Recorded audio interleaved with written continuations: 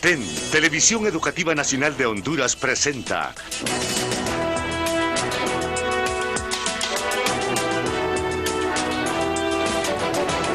Lunes Cívico con Nahum Valladares. Muy buenas noches, amigos. Sean bienvenidos a su Lunes Cívico. Como todos los años, después del prolongado feriado de la Semana Mayor, y ahora más todavía, porque es toda una semana, venimos aquí en los programas del Lunes Cívico a hacer un recuento de lo sucedido en el transcurso de esa semana. Y no solo en la pérdida de vidas humanas por accidentes, por situaciones de ahogamiento en los balnearios, sino también que por otras incidencias que se producen durante toda esa semana. Una de ellas, pues, los incendios forestales. La otra es la cuestión de la vigilancia, porque la delincuencia no tiene feriado, más bien tiene trabajo en esos días. Se aprovechan del asueto para hacer sus fechorías. Pero todos los años venimos para hacer cifras comparativas de año con año, para ver cómo se van mejorando los sistemas de vigilancia y protección. Y eso es precisamente lo que vamos a abordar hoy en nuestro programa. Porque de acuerdo a las informaciones que han trascendido, se nota que ha habido en Honduras un mejor control y se han bajado los índices de mortalidad en la Semana Mayor. Hemos venido hablando de cifras que han colindado con casi la centena de muertos. Pero ahora hemos escuchado, a partir del domingo de resurrección en horas de la noche, y porque ya es cuando ya la mayoría de los turistas, especialmente los internos, se han desplazado por las carreteras, se han retornado a sus hogares, que los controles han sido mucho mejores. Y en esto, y como estamos en un país libre y tenemos el derecho a disentir de la opinión de otras personas que dicen, pero ¿por qué hacen tanto retraso en las carreteras y se vienen en esas caravanas donde la ruta que se hace en 3 horas se duplica a 6 horas? Pero si esas 3 horas no se utilizaran para la protección, porque hay tanto irresponsable en las carreteras, estas cifras que hoy se han minimizado sería mucho mayor. Porque la lentitud con que se han traído en esas caravanas no ha permitido que los irresponsables del volante agarren vuelo en las carreteras y después vengan las informaciones de hechos luctuosos, pérdidas de vidas. Porque los irresponsables no solo son los conductores del transporte, sino que también los particulares. Muchas veces muchachitos, hijos de papá, que no les importa, por acciones de alcoholismo o de droga, van precisamente a cegar sus vidas o las de otros. Bueno, pero en este recuento que queremos hacer, hoy hemos invitado al programa al subcomisionado de Copeco, Carlos Cordero, para que podamos platicar con él precisamente sobre esas cifras que se están manejando y que son cifras que, si bien es cierto, se llevaron vidas de hondureños, podemos analizar qué es precisamente la mayor incidencia en esta pérdida de vidas. Porque la vigilancia en los balnearios públicos fue muy buena. En las playas, en las piscinas, en los ríos que tienen pozas públicas. Pero hay unos balnearios escondidos. Hay lugares en los cuales, pues, la autoridad no llega porque no sabe que esas personas van buscando sitios que a lo mejor no son adecuados para ir a bañarse. Son pozas que son profundas, son pozas con corrientes subterráneas, con plantas, con helechos y tantas cosas con animales también, porque hay lugares donde hay lagartos, donde hay serpientes y todo eso, y la gente irresponsablemente se va precisamente a buscar esos sitios. Carlos, bienvenido al programa. Muchísimas gracias. Damos gracias porque es bien importante que la población pueda tener una evaluación de todo lo que sucedió, lo positivo, las cosas por mejorar y sobre todo poder hacer un análisis de cómo la incidencia que tuvimos durante la semana redujo la pérdida de vidas. Desde que el gobierno de la República estableció el CONAPREM hace 2 años, se pudo hasta esta fecha llegar a romper esa barrera de pérdida de vidas en un 58%.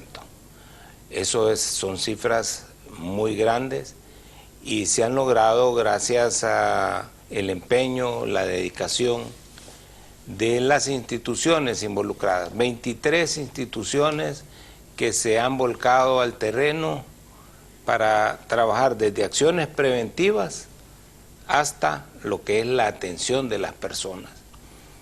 Hay detalles muy importantes que se pueden analizar.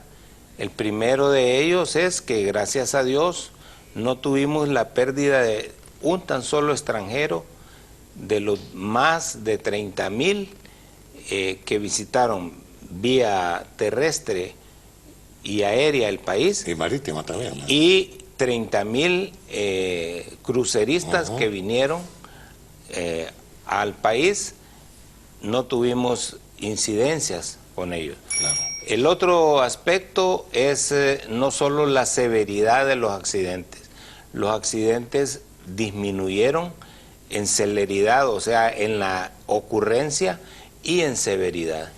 Carlos, analicemos cifras. Se ha venido hablando de que en esta Semana Santa, la Semana Mayor, se produjeron desde el Domingo de Ramos hasta el Domingo de Resurrección, promedio de 43 personas que murieron. Correcto. Pero la mayor parte de esas personas que murieron fueron por ahogamiento. Por ahogamiento, así es, inmersión ¿Qué cantidad? prolongada. De ellos fueron 34. 34. O sea que solamente 9 personas perecieron en accidentes viales. Sí. Y de esos 34, al hacer ese análisis, tenemos 27 que no fueron en las playas públicas, que no fueron en los sitios tradicionales, sino que en lugares aislados. Sí. Y a pesar pues de toda la campaña que se le hizo diciéndole a cada uno, no vaya a sitios donde no haya seguridad y protección. Sin embargo, ahí la responsabilidad de cada una de las personas. Ahora, de este número que me estás hablando, de 29... 27 y 34 en y total. 34 en total. Bueno, pero tomemos los 27. ¿Cuántos fueron menores de edad y cuántos, consideremos mayores de edad de 18 años en adelante? Correcto. Que hay muchos muchachitos irresponsables que también, por andar en cuestiones así, de dándoselas de Superman. De Superman. Así es.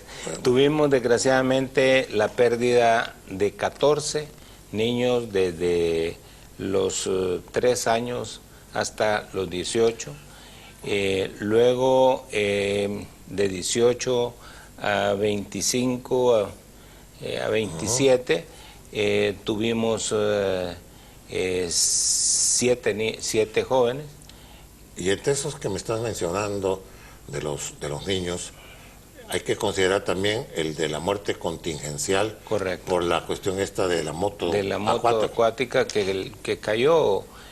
Son situaciones en las que ¿qué probabilidades puede haber de que ocurra un accidente como ese? Sí. Y sin embargo, pues cegó una vida. Y nuestras condolencias a todas esas personas. Pero hay un detalle muy importante también, Nahum, y es el hecho de los 19 rescates que realizó Bomberos y Cruz Roja cuando recuperaron personas y jóvenes y niños que estuvieron a punto de perecer, incluso 6 de ellos que fueron reanimados. Eso quiere decir que cuando los sacaron ya no tenían signos vitales, ya no respiraban, no tenían pulso, y fueron reanimados por los socorristas, y eso pues disminuyó esa mortalidad que pudimos tener. Ya vamos a platicar más de eso, Carlos, después de la primera pausa, porque aquí hay que tomar en cuenta también el comportamiento, la actitud de la gente, porque muchas veces a través de los medios de comunicación o en las brigadas que se dan en las playas, en los balnearios, en las carreteras, la gente pasa inadvertidos los llamados que se les hacen caso omiso de ellos, y muchas veces por eso es que ocurren esas desgracias. Pero ya vamos a hablar de los problemas que se presentaron, por ejemplo, en los primeros 2 días de la Semana Mayor, que fueron los 2 días donde se acusó el problema climatológico, con la presencia del frente frío, especialmente en los lugares del litoral atlántico. Ya vamos a hablar sobre eso después de la pausa. Ya retorno. Continuamos con el comisionado Carlos Cordero.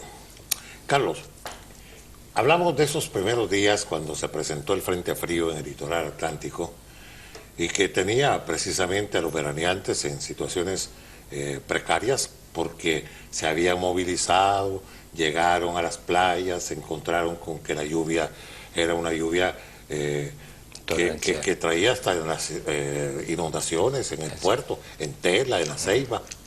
Además que las playas prácticamente recogieron tanta basura y se habían limpiado y todo, ¿verdad? Pero la acción del mar es un poco delicado en el asunto de preservar esos sitios que se dedican para paseos, para balnear.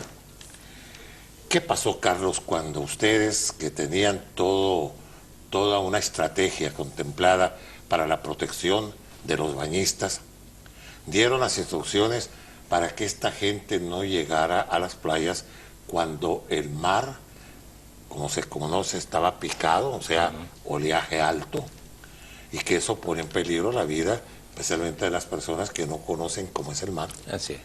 ¿Qué hicieron ustedes? Porque mucha gente actúa irresponsablemente, ¿no? Sí, la realidad fueron pérdidas considerables para las personas en Tela, en La Ceiba.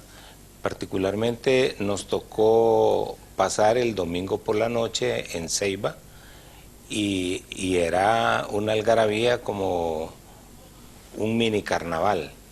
En toda la avenida costanera, ahí tenían música en vivo, restaurantes, y que está muy bonito, una algarabía, sí, una algarabía increíble.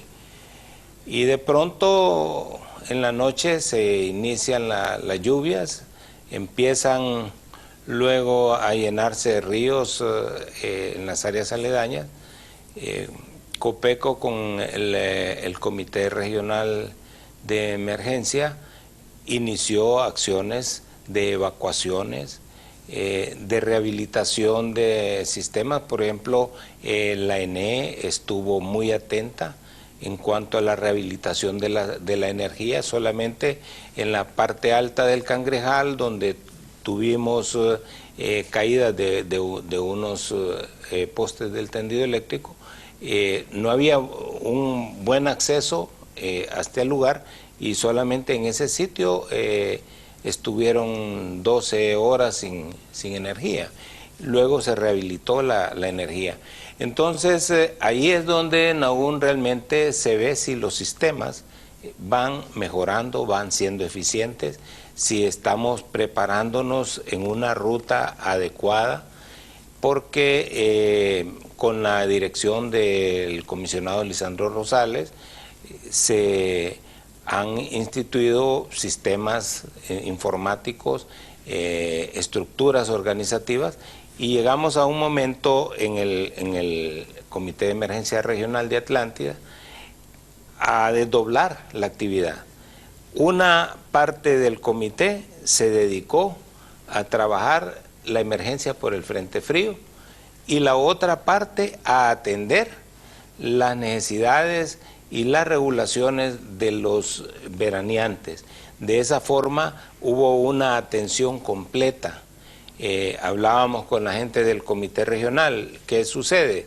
Es una condición agravada en una emergencia cuando de pronto tú tienes 50.000, 60.000 personas adicionales a las que estás acostumbrada a manejar en una ciudad y que no pueden movilizarse. Muchos de ellos lograron cruzar para los que iban a Roatán, los que iban a Trujillo, y eso generó de repente la falta para llegar a un 90-95% de la ocupación hotelera en La Ceiba, porque la gente le dio temor.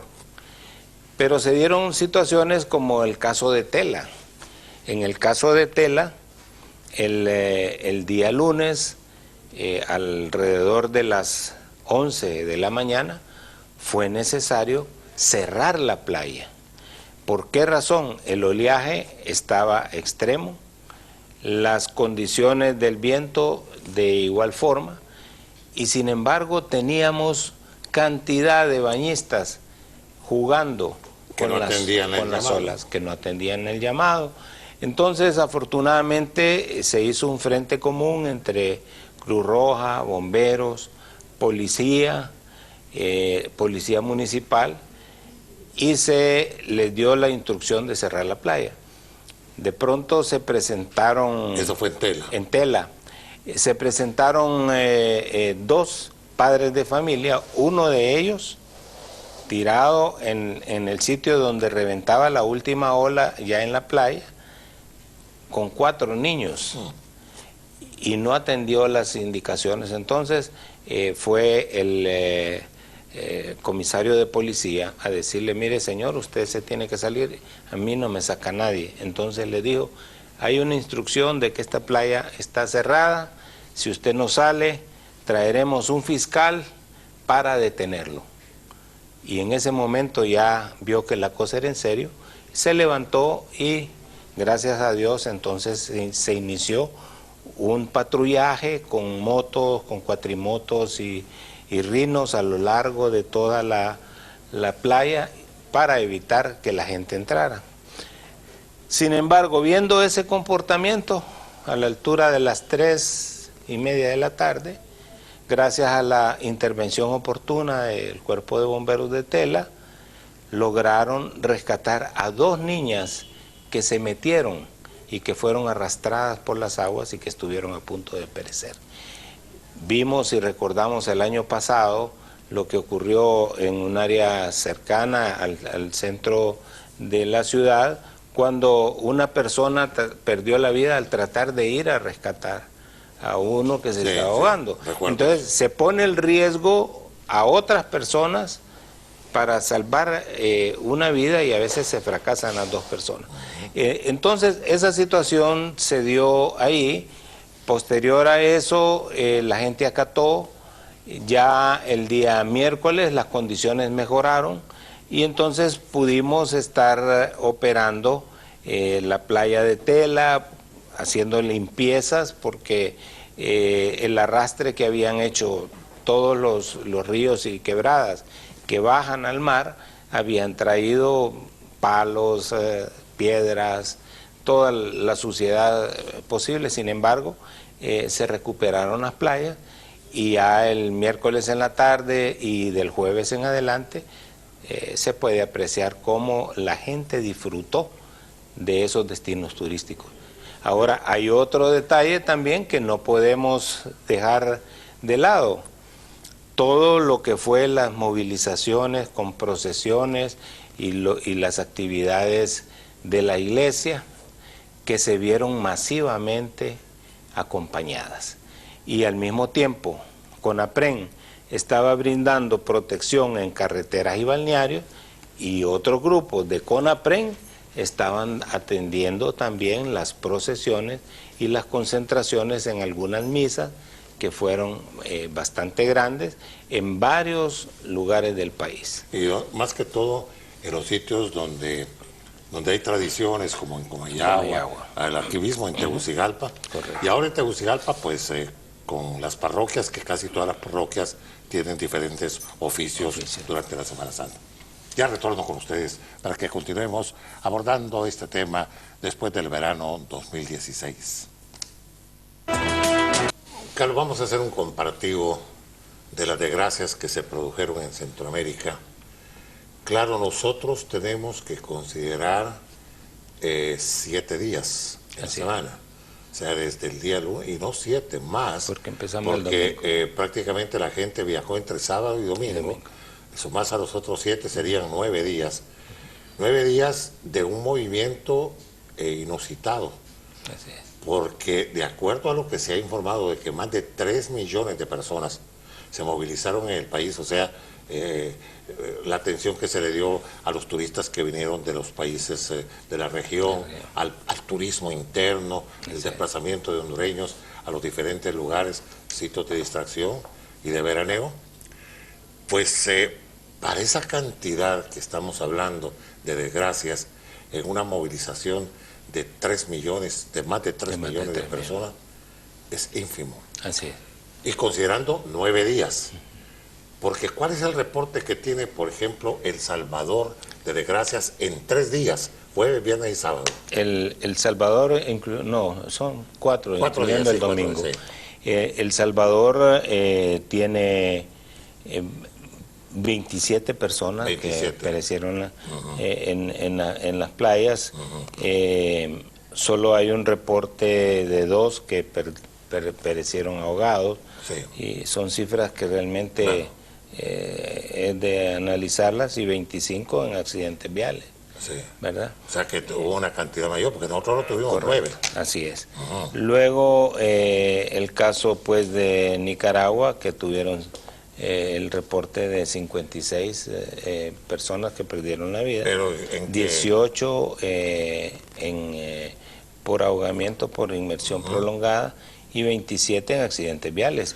Y con toda la vigilancia que tienen las carreteras de Nicaragua. Yo te voy a decir una cosa, sí. ¿Verdad? Yo he estado transitando por Nicaragua, y esa carretera de ahí, es increíble la vigilancia que existe, y además el respeto que se le da a toda la señalización que tiene.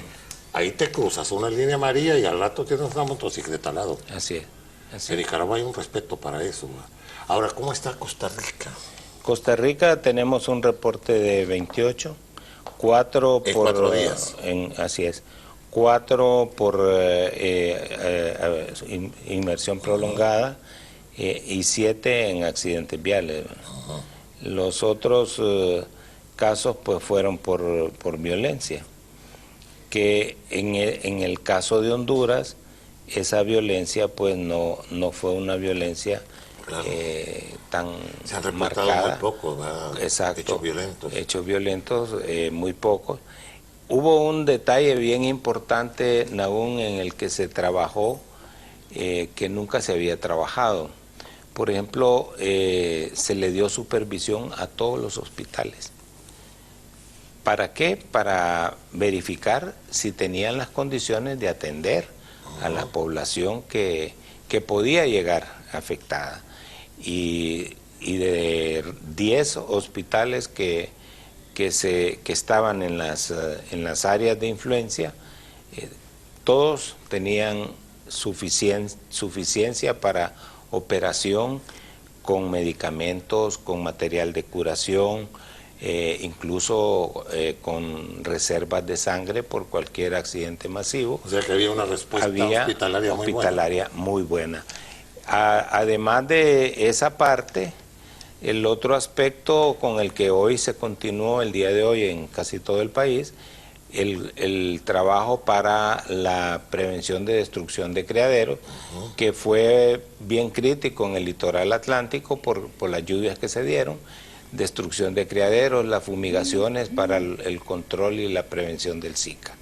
Eso hizo que el sector salud tuviera una proyección muy importante, a la par de lo que el IADFA pudo hacer, porque por ejemplo con las pruebas de alcoholemia el IADFA hizo más de 3.500 pruebas de alcoholemia.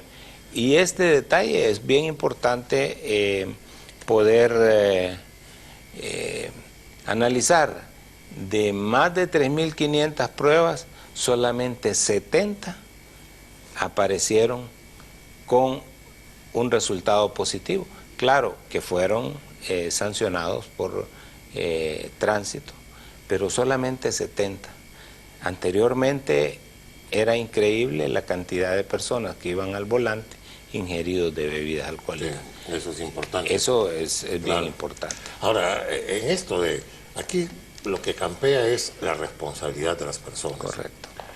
Porque mientras existan los irresponsables que anden al frente de un timón, conduciendo a altas velocidades, se van a producir estas cifras escalofriantes, como las han habido en otros países. De suerte, nosotros aquí hemos hecho un buen control. Y repito, que en esto hay que ver, es preferible venir en esas caravanas así lentas que venir en las grandes velocidades. Yo ahora, como no conduzco, ahora soy pasajero, pero yo soy un necio pasajero, ¿ah? Y recuerdo aquellas campañas que grababa hace 40 o 50 años, cuando con una institución bancaria que decía, ¿verdad?, ¿cuál es el apuro? Maneje despacio y llegue seguro. Así es. Y esa es la verdad, es la realidad. Sí. Pero si esas desenfrenadas carreras, alocadas carreras en las carreteras se siguen produciendo en temporadas como esta, entonces, ahora, Carlos, me llama mucho la atención el hecho que este año no se reportaron en los accidentes viales Buses de transporte. buses de transporte. Hubo un control en eso. Definitivo, un trabajo previo de más de un mes en el que hubo revisiones físico-mecánicas. Sin embargo, a pesar de que mucho bus y taxi no pasaron esas revisiones, hubo decomisos de buses que creo que el día de hoy o mañana la Dirección de Transporte va a entregarlo. Anteriormente se decomisaban el día, pagaban la multa, lo sacaban y seguían. Pero ahora no. Ahora no. Porque no pasaban la revisión, ¿verdad? Correcto. Entonces, hoy me preguntaban en un medio qué es lo que había pasado. 2 semanas antes de Semana Santa y 1 semana antes de Semana Santa tuvimos accidentes masivos, y donde hubo pérdida de vidas, colisiones múltiples, una serie de situaciones que se dieron. Y de pronto CONAPREM asume el control de la vigilancia en carreteras y se dio 0 accidentes de transporte colectivo. Se redujo la muerte sustancialmente y los resultados es que muchas familias pudieron salir, disfrutar, regresar y regresar sin novedades a sus casas. Eso es importante. Bueno, después de esta otra pausa que vamos a hacer en el programa, vamos a abordar con Carlos Cordero el asunto que está relacionado con otros sucesos, con otros eventos que se dan en la semana tan prolongada de asueto, de feriado, como es la Semana Mayor, la Semana Santa. O sea que de Semana Santa son 4 días, pero ahora tenemos 7 días prácticamente con los asuetos que no solo da el gobierno, sino que también la empresa privada. Y ello pues hace una temporada veraniega muy larga, muy extensa, que es aprovechada lógicamente para desplazarse por todo el territorio nacional, aún con las limitaciones económicas que puedan existir en el país. Pero la gente busca siempre un lugar de distracción, una movilización, algunos porque van a los sitios de donde son originarios y aprovechan ese largo y prolongado feriado. Ya retorno con ustedes.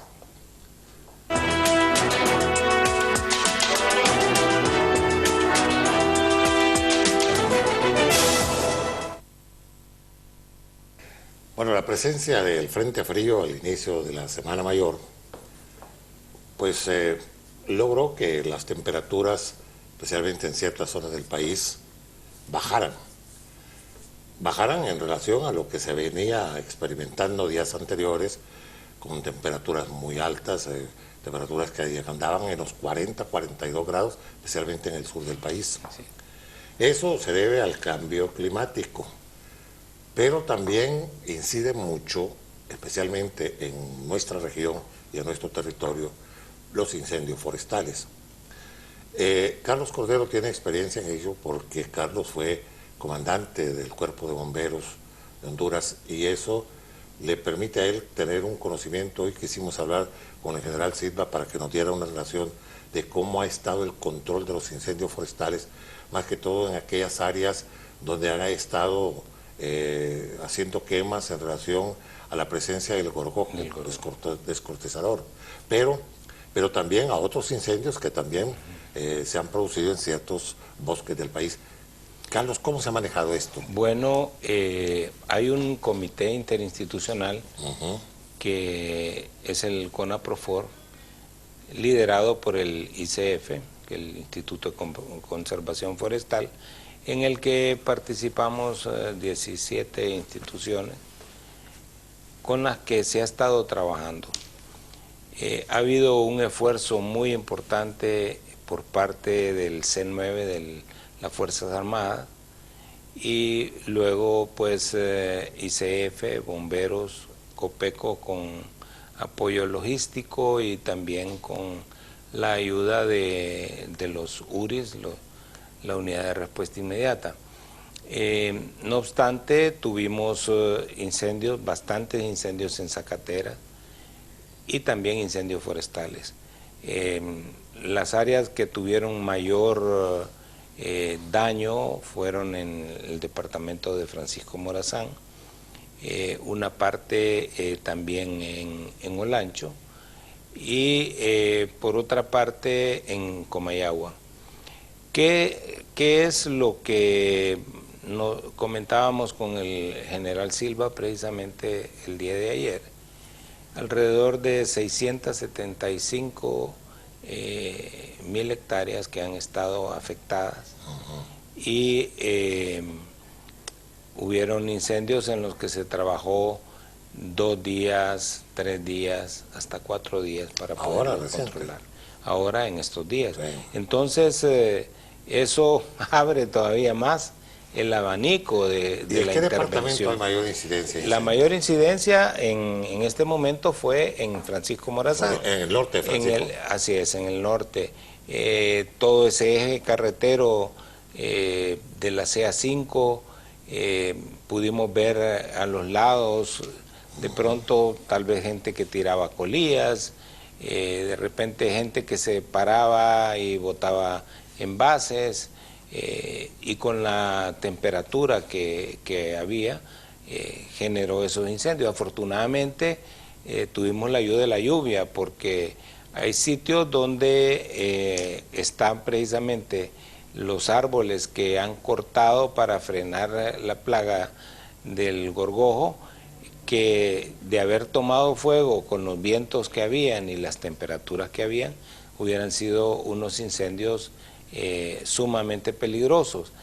Se ha trabajado bastante en la prevención, incluso se han estado utilizando cámaras para detección de los incendios, imágenes satelitales, y últimamente se han realizado prácticas con la Fuerza Aérea para usar helicópteros para el control de los incendios. Realmente ha sido una actividad tan amplia la que ha habido, y sin embargo pues la protección ha estado para todo, para el medio ambiente, en el caso de los incendios, para la salud, para la seguridad de las personas. Hoy escuchábamos al señor presidente cuando rendía el informe, y sinceramente tenemos que reconocer el esfuerzo que personalmente él le ha puesto a esto desde el inicio de la campaña hasta el día de hoy. Fue quien estuvo permanentemente 2, 3 veces en la mañana consultando, indicando sitios donde habían probabilidades de accidentes, sitios donde habían reportes verificando, y en esa verificación creo que tuvo mucho éxito en la coordinación del comisionado Lisandro Rosales, porque los subcomisionados regionales y tanto el comisionado Lisandro Rosales como la subcomisionada Nelly Jerez y mi persona nos desplazamos por todo el territorio. Salía uno, cruzaba el otro. Eso obligó a que todo mundo estuviera atento a que debíamos ir haciendo las cosas como se debe, hacer lo que se tenía que hacer para lograr los resultados. Y definitivamente pues le damos gracias a Dios, gracias a todos y cada uno de esos 20.000 voluntarios, más de 20.000 voluntarios.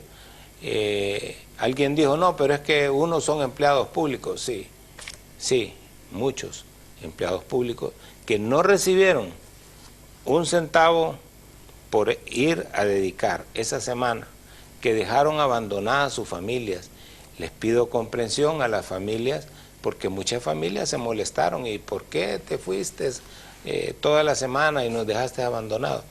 Ese abandono sirvió para salvar vidas, y una vida no tiene precio. Ahora, cuando tú hablas de este voluntariado, está en las instituciones como la Cruz Roja, la Cruz Verde, bomberos, los bomberos, incluso las policías municipales también. Policías municipales, la misma policía, claro. Porque cuando uno ve los roles de servicio de ellos y de Fuerzas Armadas, tienen actividades empeñadas en la seguridad, claro, más el descanso. Y hoy no hubo descanso.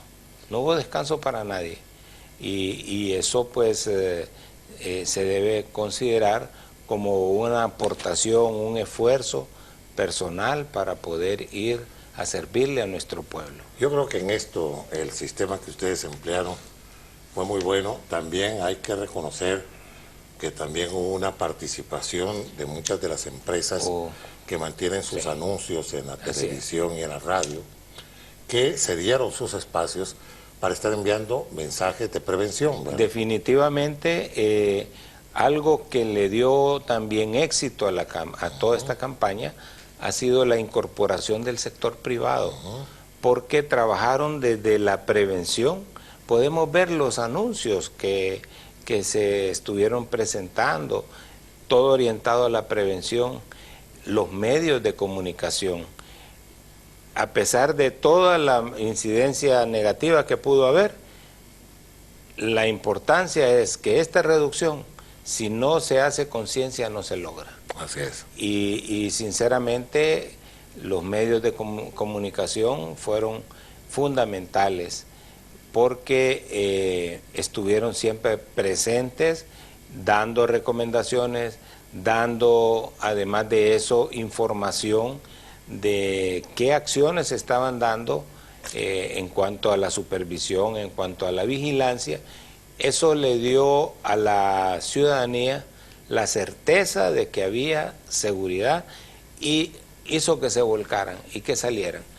Copeco emitió las alertas y habló de que a partir del día miércoles teníamos despejado las condiciones climatológicas en el Atlántico, y increíblemente caravanas de vehículos que salieron el miércoles confiando en que se iba a cumplir el pronóstico que se había emitido. Ya no como antes, que decían va a llover. No, hoy no hay lluvia porque dijeron que va a llover. No, los pronósticos fueron muy acertados. Tenemos que reconocer ese análisis hecho por el Centro de Estudios Atmosféricos, Oceanográficos y Sísmicos, el CENAOS, con dar indicaciones precisas por lugares. Se pudo observar los niveles de mareas de acuerdo a los pronósticos que se dieron también. Y eso pues permitió, tuvimos un incidente donde una familia saliendo de Roatán en una lancha tuvo un desperfecto mecánico y fue arrastrado. Se montó un operativo de búsqueda que finalmente el día de ayer por la mañana localizaron, rescataron a esa familia con vida, afortunadamente, porque era un padre con su hija y su nieta. Y gracias a Dios, un saludo a las Islas de la Bahía, a esta familia pues que el Señor le ha dado la protección y una nueva oportunidad de vida. Bien, ya estamos en la recta final del programa. Vamos a una pausa y vamos a retornar con nuestro invitado de hoy, el subcomisionado de Copeco, Carlos Cordero. Bueno, todo ese sistema que se empleó durante la Semana Mayor del 2016 puede servir de modelo para poderlo, con algunos ajustes, emplear también en la Semana Octobrina. Porque yo no le llamo Semana Morazánica, porque lo que menos tiene es Semana Morazánica, porque no le dedican nada al héroe.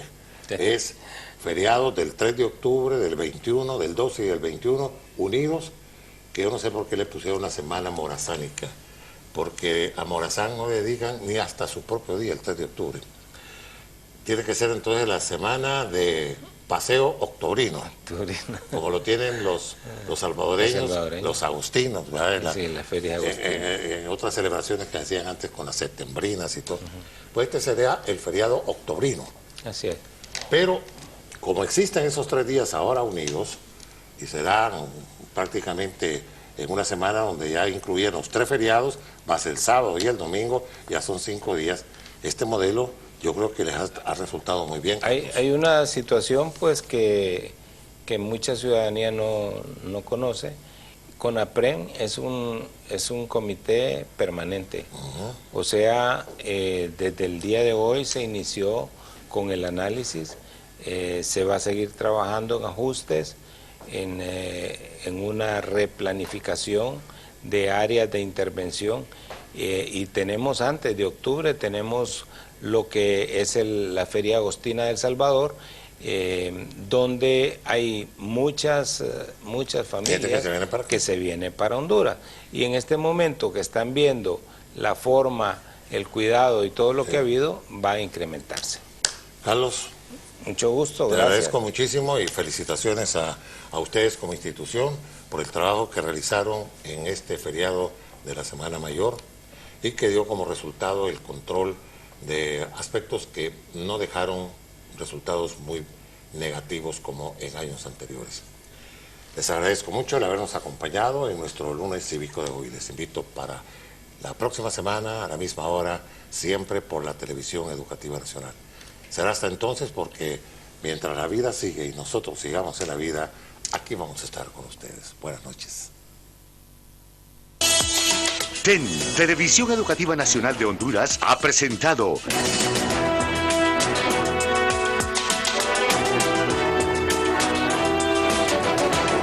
Lunes Cívico con Nahum Valladares.